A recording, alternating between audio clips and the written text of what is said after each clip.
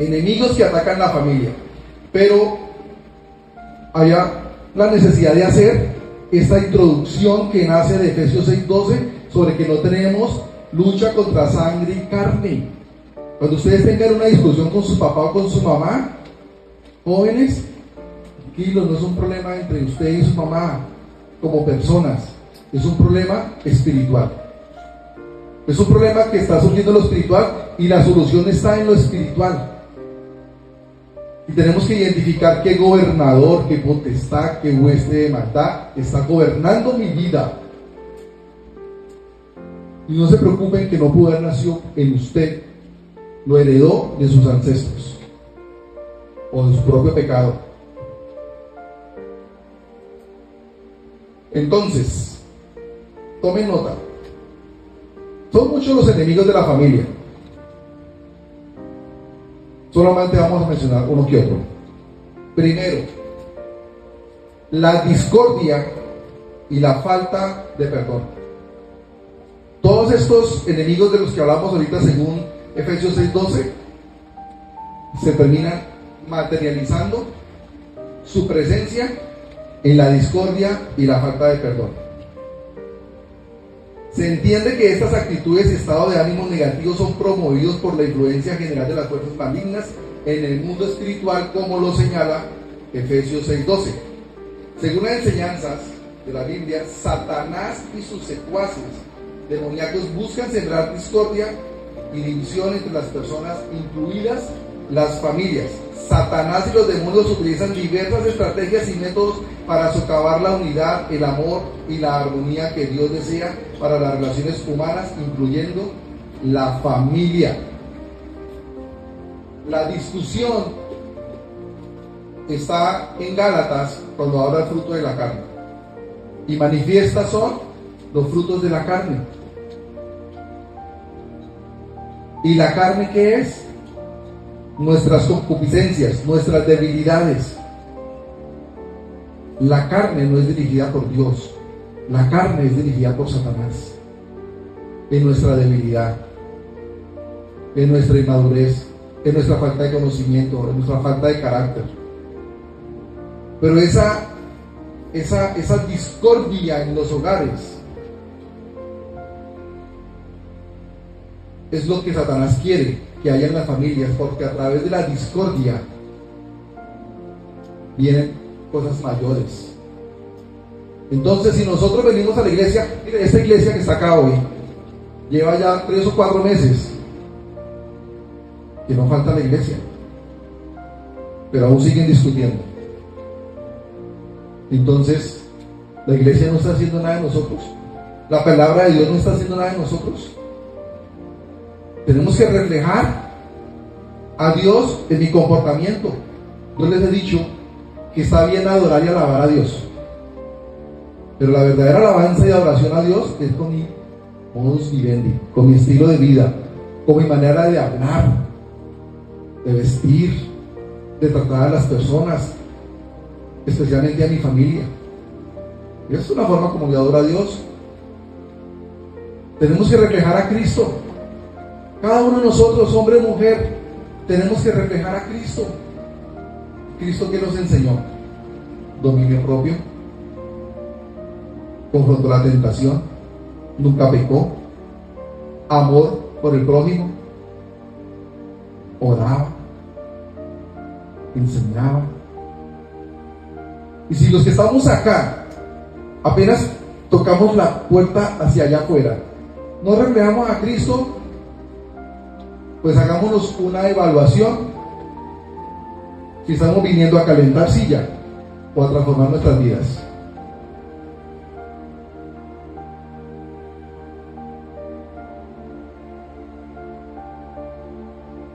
El ministerio que tengo yo, para lo cual Dios me ha llamado, es que con mi carácter le diga a la iglesia las cosas por su nombre.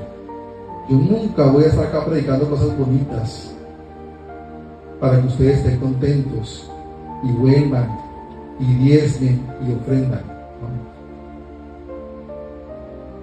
Dios me llamó con la habilidad, el don que Él me dio de hablar, de enseñar, pero también con el carácter de de exhortar. Y hoy estoy exhortando a la iglesia a que no podemos seguir asistiendo a una iglesia, pero fuera de la iglesia no reflejar a Cristo. Tenemos que reflejar a Cristo. Pero es que yo trato y no puedo. Siga luchando. Pero ponga de su parte. Ore. Lea la palabra todos los días. Aquí ninguno puede decir que no tiene Biblia. Porque a todos se le ha regalado una Biblia. Y si no, en el celular la consigue.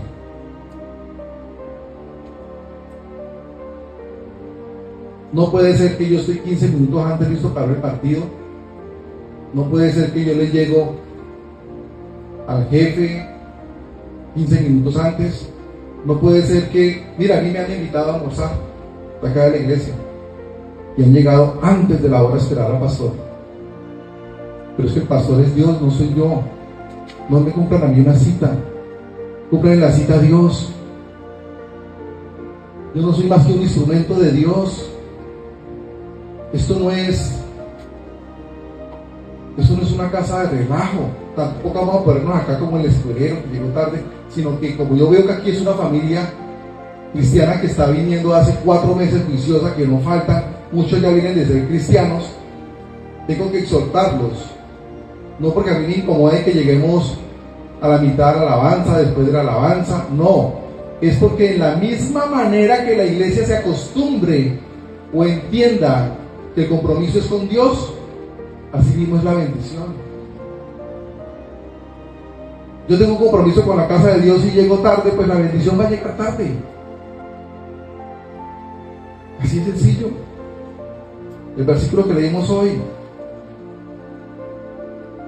dad medida en abundancia, al que da se le da, pero se le da la misma medida que da. Yo doy un compromiso tardío, pues llega una bendición tardía. Eso es solamente un reflejo. Pero iglesia, vayamos por favor a Efesios 4, versículos 31 al 32. La mejor defensa contra estas influencias espirituales negativas es vivir en comunión con Dios. ¿Sabe por qué discutimos en la familia? Porque no hay comunión con Dios, porque yo no puede ser que yo tenga comunión con Dios y a la media hora esté discutiendo. ¿Sabe por qué discutimos en la familia? Porque no tenemos comunión con Dios. Si tuviéramos comunión con Dios antes de empezar nuestras labores, yo no voy a discutir con mi esposa, porque yo vengo de estar en presencia de Dios, orando, alabándolo, escuchando su palabra, Él revelándome su amor, abriéndome el entendimiento y recordándome que el gran mandamiento es que amemos al prójimo como a mí mismo. Y cuando yo veo a mi esposa, pues no voy a estar dispuesto a discutir, sino voy a estar dispuesto a decirle: mi amor, Dios te bendiga, te amo, ¿qué te puedo ayudar? Ese es el fruto de tener comunión con Dios. Pero cuando yo no tengo comunión con Dios, sino lo primero que hago es contaminar mi ojo y mi mente con el celular, viendo las porquerías, la cloaca que son las redes sociales, pues yo que alimenté la carne, no el espíritu. Por eso estoy dispuesto a que con cualquier argumentación está listo a pelear con mi pareja, porque nos falta comunión con Dios. La comunión con Dios no es solamente 8 días, cada 8 días aquí en la iglesia. La comunión con Dios es 24 horas al día, donde yo quiera que yo estoy haciendo DoorDash, yo tengo una emisora cristiana. Yo estoy haciendo DoorDash, estoy escuchando música cristiana.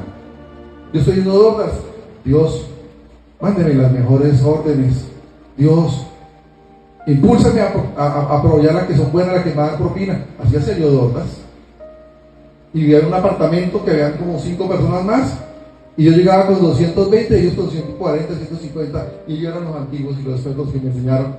Y decían: ¿cómo hace? Yo conozco a mi Dios y le creo a mi Dios. Cuando empecé a vender seguros, Mis primeros 4 meses, empecé en agosto, en febrero siguiente hicieron una reunión en esa agencia y me gané, y ahí lo tengo en el apartamento, el novato del año. Y este año no hicieron premiación porque me hubiera ganado el de mayor crecimiento. Y si en febrero o marzo del otro año hace, le aseguro que le voy a ganar a toda esa agencia, porque yo le ofrendo todo eso a Dios. Hoy la iglesia recogió la mitad del arriendo, la otra mitad la pongo yo, y le vamos a darle a Dios. Es un compromiso que tengo con Dios. Es un compromiso con Dios porque lo amo, porque tengo comunión con Él. Yo no volví a discutir con mi esposa. No, Dios restauró nuestro hogar hace 13 años. Si en 13 años hemos discutido 3 veces, no ha sido más. Pero aplicamos la palabra, nos acostamos bravos, pero nos levantamos contentos. Pero todos los días lo primero que hacemos es: Dios, gracias, porque abrir los ojos un día más para darte a ti la honra y la gloria. Si yo no tengo comunión con Dios, estoy listico para pelear con mi esposa. Ustedes igual. Efesios 4, 31, 32. Quítense de vosotros toda amargura, enojo, ira, gritería y maledicencia y toda malicia. Iglesia, quítense ¿qué? Quítense ¿qué? Toda amargura. Si usted anda amargado, el Espíritu Santo no está en usted. Si usted anda con enojo, el Espíritu Santo no está en usted. Si usted anda con ira, el Espíritu Santo no está en usted. Si usted aplica la gritería, el Espíritu Santo no está en usted. Si usted maldice con su palabra, con su pensamiento, el Espíritu Santo no está en usted. Usted no está reflejando a Dios. Usted no es ejemplo de Dios para sus hijos.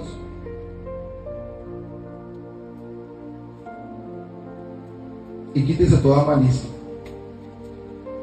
Dejen los celos. Los celos no son más que malicia. ¿Sabe por qué somos celosos? Hay un dicho, voy a hablar de un dicho del mundo, no mucho cristiano. El ladrón juzga por su condición. El ladrón juzga por su condición. No es un dicho de la Biblia. Pero si yo celo, tal vez esa persona no es ética. No es ética, pero sí cela. Los celos no son de Dios. Los celos son de Satanás. Y nos usan en nuestra inseguridad para celar, porque sabemos que no somos lo mejor que nuestra pareja espera y creemos que cualquier persona nos va a reemplazar. Yo le aseguro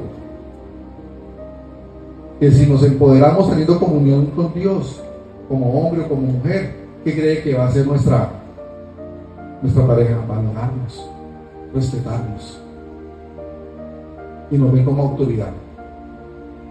Antes, ser benignos unos con otros. Antes, ser ¿qué? Buena gente unos con otros. ¿Cómo no más con la familia? Miren, somos a veces más buena gente con los amigos o amigas que con nuestra propia pareja o con nuestros propios miembros de la familia. Y ustedes saben que así es. Misericordiosos, perdonándoos unos a otros, como Dios también os perdonó a vosotros en Cristo. La falta de perdón y el resentimiento son considerados como puertas abiertas para la influencia demoníaca. Yo le fui infiel a mi esposa que había del hogar y Dios restauró nuestro hogar. ¿Ustedes creen que si ella no me hubiera perdonado, qué sería de esos 13 años que llevamos de restaurar el hogar? Un infierno. Ella recordando en el pasado lo que yo le hice. ¿Qué hubo en ella? Perdón. Si nosotros no nos perdonamos, ¿y sabe con quién tenemos que empezar a perdonarnos? Con nosotros mismos. ¿Qué hemos hecho mal? De los que estemos arrepentidos. Perdonémonos.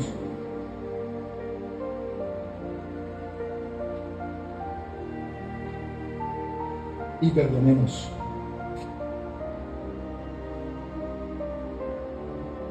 Lo que le haya hecho su esposo, atrás.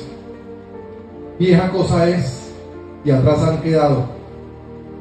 Empecemos de nuevo. Pero perdonemos sin recordar el pasado. Porque si recuerda el pasado, no ha perdonado. Y si recuerda el pasado y le duele, no ha perdonado, no ha sanado. ¿Y qué dice la palabra de Dios? Que antes de nosotros ser perdonados, debemos perdonar. La falta de perdón es una actitud que puede permitir que el enemigo, Satanás y sus secuaces, tenga un punto de acceso en la vida de una persona. Cuando alguien se aferra al resentimiento, abre la puerta a sentimientos como el odio, la amargura y el deseo de venganza. Si mi esposa estuviera recordando que yo le fui infiel, el enemigo la va a usar para cómo se venga.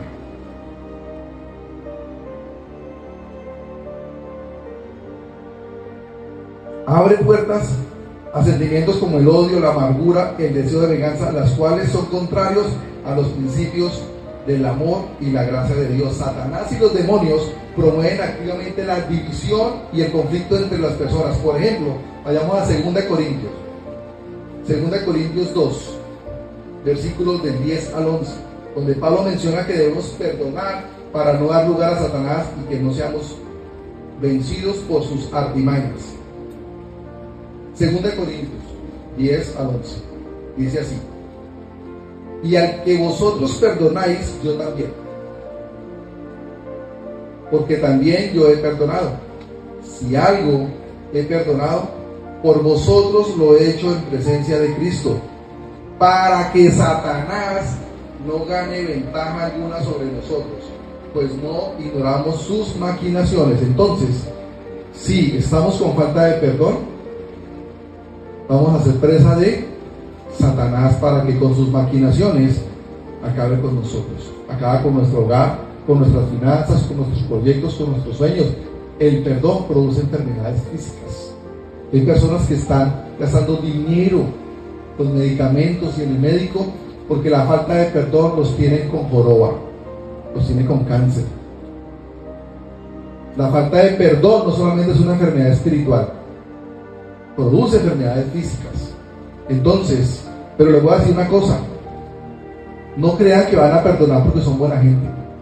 Es que yo soy buen corazón, no voy a perdonar, porque no podemos perdonar en nuestras fuerzas, porque nuestra naturaleza es vengativa. ¿Cómo perdonamos? Con la ayuda de Dios. Con la ayuda de Dios es que perdonamos.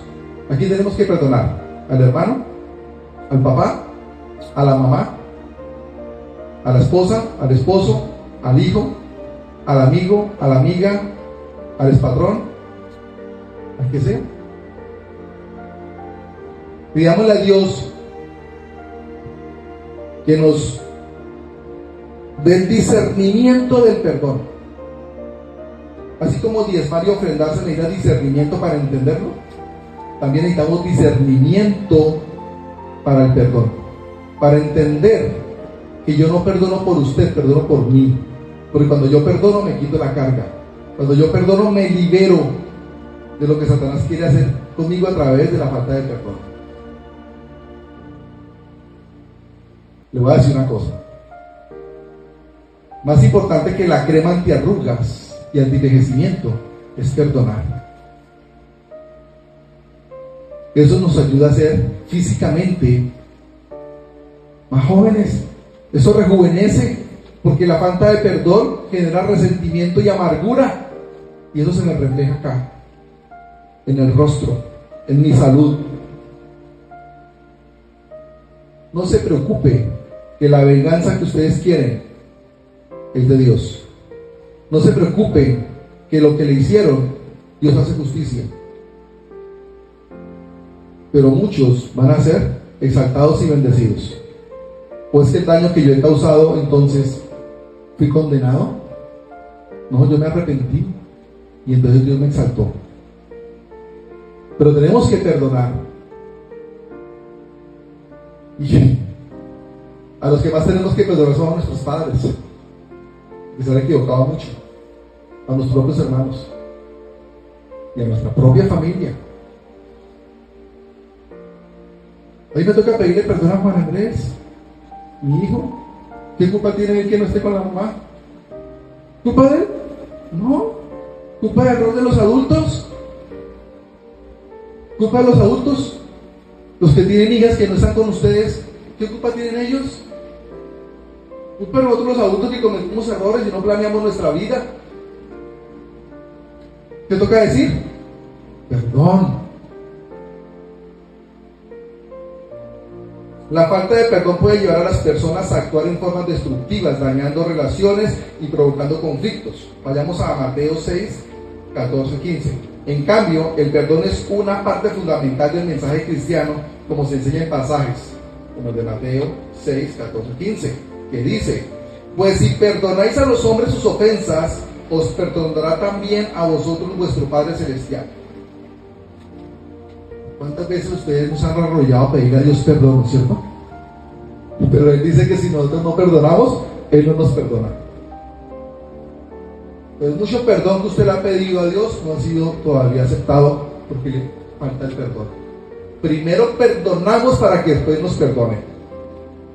Mas si no perdonáis a los hombres sus ofensas, tampoco vuestro Padre os perdonará vuestras ofensas. ¿Dice eso? Si no perdonáis sus ofensas, tampoco vuestro Padre os perdonará vuestras ofensas. Y Efesios 4, 31-32 dice: quítense de vosotros toda amargura, ya lo había leído arriba. Quítense de vosotros toda amargura, enojo, ira, gritería, maledicencia, toda malicia. Ya lo habíamos leído. Entonces, iglesia, tenemos que quitarnos la discusión y la falta de perdón. Para discutir, ¿cuándo se necesitan? Dos. Si ustedes creen que su esposa o esposo es la causante de la discusión, pues retírese. Entonces no se genera una discusión. Hoy yo le hago una pregunta. Si salimos aquí y aquí que va pasando nos busca pelea, ¿lo vamos a confrontar? Pues yo más bien, como hombre sabio que soy, me voy. Me voy porque voy a confrontar a una persona que no está en el mismo nivel espiritual que yo. Igual pasa en la relación. Si mi esposo o mi esposo ya amaneció con poca comunión con Dios y me quiere confrontar, en este calmadito, hablamos, pero no podemos generar la discusión. Y usted está como hombre o como mujer en la autoridad de exhortar a su esposa o a su esposo o a su papá o a su hijo. Pero ¿a mí qué? ¿Esto es un lugar cristiano o no es cristiano? Porque ¿vamos a discutir o vamos a hablar? Mire, siempre que usted confronte a algún miembro de su familia con la palabra, Dios lo respalda con la autoridad. En mi casa es con palabra, hermano, que vamos resolviendo las cosas. Porque el juez es Dios. El juez es la palabra de Dios. Entonces recuérdele a su esposa o a su esposo si hacemos parte de un hogar cristiano o no. Y si acepta que sí, entonces la discusión no hace parte de del medio. No podemos discutir, tenemos que hablar, ponernos de acuerdo.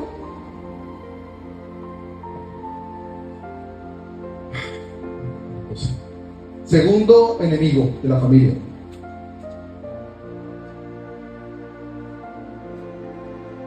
Tengo como segundo la influencia del mundo y como tercero la falta de prioridades espirituales, como cuarto el pecado oculto, como quinto el enojo retenido, como sexto las preferencias familiares. Yo creo que esto va a tocar en dos. Hoy vamos a hacer una parte y la otra parte el otro domingo. Espero que los que vinieron no se lo pierdan para que haya la continuidad. Pero hoy quiero hablar voy a saltarme que tengo y voy a hablar del pecado oculto. Lo tengo de cuarto, pero colóquenlo de segundo.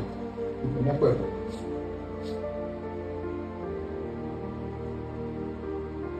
Porque importante sí es la falta de prioridades espirituales, sí. Lo importante es la influencia del mundo, pero quiero hablar del pecado oculto. Vemos en la vida de David, vayamos avisando por favor ahí, 2 de Samuel 12, de 10 al 12. Vamos, ya los convencí que yo sea algo oficio.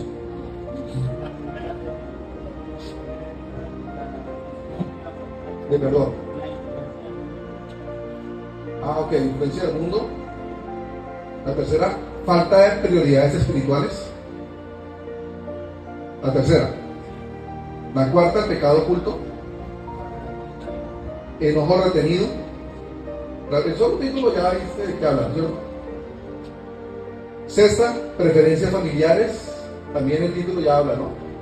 De estas familias que tienen preferencia por un hijo. Eso no funciona. Listo. Pero vamos a hablar del pecado oculto hoy. Y vamos a hablar de 2 de Samuel 12, de 10 al 12. Ahora, ¿han escuchado hablar del rey David? El que escribió Salmos, no todos los salmos, la gran mayoría. El que escribió Salmo 91, que como bueno, colombiano con la rumba tradicional la tenemos abierta y cada mes le pasamos la pluma limpiando el polvo. Ese David es muy importante en la Biblia, incluso a Jesús lo llaman el hijo de David. ¿Han escuchado? Que a Jesús lo llaman el hijo de David. O sea que David es una persona importante. Pero esa persona importante pecó,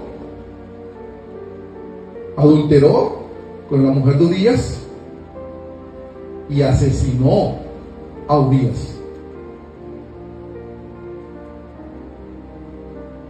Y él ocultó el pecado. Ya les conté aquí una vez la historia, cómo fue que en lugar de irse a trabajar se quedó y salió y se asomó por el balcón y la vecina se estaba bañando y fue impactado porque lo que entró por los ojos se abrió la carne, la mandó a llamar, era la esposa de su soldado, un soldado líder, Urías, y pecó con ella. Y para tapar el pecado, planeó todo para que Urías fuera muerto en batalla. Entonces fue el autor intelectual de un asesinato. ¿Quién sabía ese pecado? Solo él. Lo ocultó. Ocultó el pecado. La misma Santa Biblia, por favor.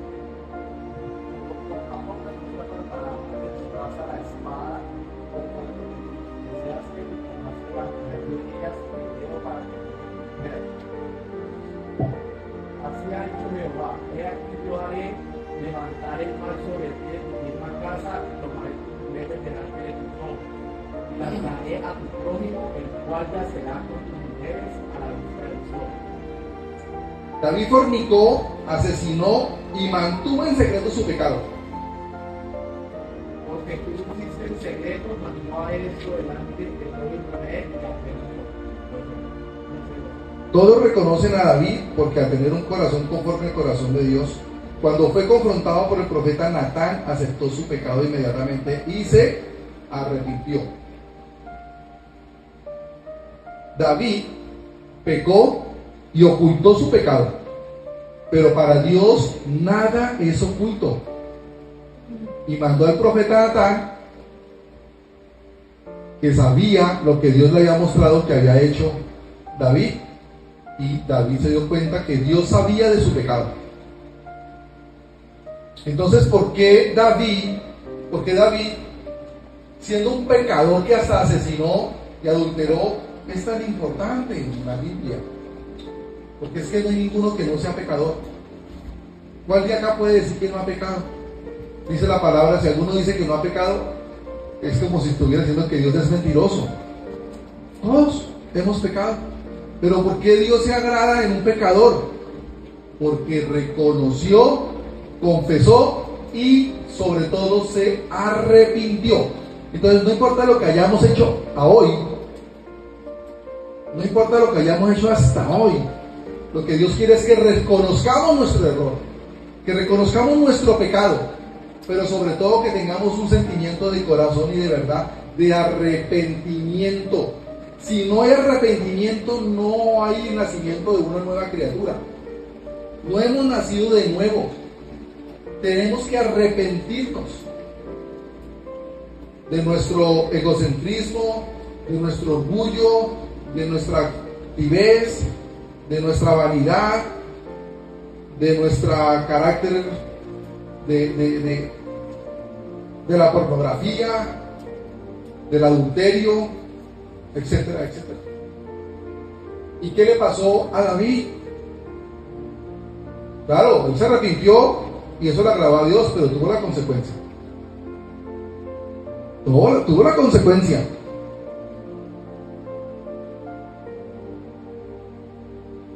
La espada contra su familia no se apartó. Dice Dios: he aquí, yo haré levantar el mal sobre ti de tu misma casa. ¿Qué le pasó a David? Ese hijo que nació de adulterio murió, y a David le dolió muchísimo y lloró muchísimo. Pero sus hijos, un hijo violó a una hija. Un hijo de David violó a su hermana. Su hijo lo iba a derrocar. Su hijo lo tuvo que matar él mismo con su ejército. Sobre él cayó desgracia sobre su familia. Es decir, lo que quiero decir es que nuestro pecado oculto, si nosotros nos arrepentimos, Dios va a aceptar nuestro arrepentimiento, pero las consecuencias también las vamos a vivir. ¿Ustedes qué creen? ¿Dios me perdonó mi pecado? ¿O mis pecados? Sí. Y hoy míreme, ¿y tuve consecuencias? Claro. Yo no disfruté la adolescencia de mis hijas, lo que más amo. Porque yo dejé mi hogar cuando mi hija menor tenía 7 y la mayor 14. Me perdí eso, que no me lo perdono. Le causé daño a mis hijas. Lo material que había se perdió, etcétera, etcétera. Todo pecado trae una consecuencia. Y todo pecado que hayamos hecho, prepárense para la consecuencia, pero arrepiéntanse para que tenga una nueva oportunidad. El pecado oculto nunca quedará oculto, porque el pecado es de Satanás, y Satanás nunca le guarda la espalda al que comete un pecado. Nunca. No hay pecado, dice la palabra de Dios, que no hay nada oculto entre cielo y tierra. Nada de lo que hagamos va a quedar oculto, por más que no lo haya visto nadie, porque el enemigo se va a encargar de sacarlo a flote y Dios lo va a permitir. Dios lo va a permitir. Esa pornografía que están viendo, ese adulterio que hacen con los ojos, esa mentira, esa agresión, todo sale a la luz pública. Nada va a quedar oculto. Pero el dolor, pero qué dolor para la familia de David, quienes por culpa de su pecado tuvieron que ser receptores de. Voy a hablar de David, pero cada uno póngase ahí. Yo me pongo ahí, pero ahora en pasado me puse, porque ya pasé por el proceso. La familia de David, ¿qué vivió? Y estoy hablando de David, pero no crean que es con David, es con ustedes, con el que está en pecado. No solamente lo sabe usted y Dios. ¿Qué generó para su familia? Una consecuencia tan triste, ahí de lo que están leyendo, por lo cual ahora no se apartará jamás de tu casa la espada. Ese pecado oculto generó la furia de Dios, y dice que no se apartará jamás de tu casa la espada. Una maldición tan severa: he aquí, yo haré levantar el mal sobre ti de tu misma casa. ¿Y qué le pasó a los hijos de David? Vamos aquí a aprender todo lo que le pasó a los hijos de David. Uno lo quería derrocar, el gobierno, y lo tuvo que mandar a matar. Otro hijo violó a su otra hija, su hermana. Terrible. ¿Por qué? Por el pecado oculto. Una vergüenza tan grande, dice: tomaré tus mujeres delante de tus ojos y las daré a tu prójimo, el cual yacerá con tus mujeres a la vista del sol, porque tú lo hiciste en secreto, mas yo haré esto delante de todo Israel y a pleno sol. Nada de lo que ustedes estén haciendo en pecado se va a quedar oculto. tengan intimidad con Dios, para que el Espíritu Santo reargulla sus corazones de conciencia de pecado. Y no crean que pecado es solamente matar o robar. Pecado es todo lo que esté en contra de la ley divina de Dios.